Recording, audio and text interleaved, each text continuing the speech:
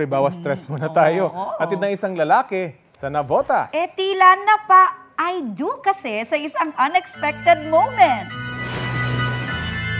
Here comes the cash ni Teacher Rusty Lex Ferrer.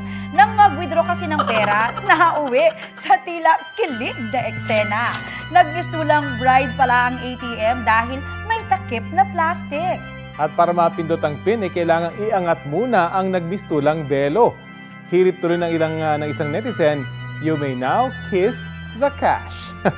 Walang tumutol sa kwelang video with almost 2 million views. Trending! So bakit kaya may plastic yun? Oo nga. Ano ba to? Remnant pa rin ba ng COVID? Ay, O baka pag maulan, hindi maanggihan? Ang daming pwedeng para rason. hindi siguro mabasa. Oo, Pero or ang cute Hindi naman pwedeng pantakip para hindi makita yung pin kasi see-through. Ang taba ng utak ni teacher, naisip niya Parang kasal. bride. Pero tama naman, sa bride kumukuha ng cash? Ay! Tama Teka ba? lang, Okay. Matanong natin parang yan. hindi.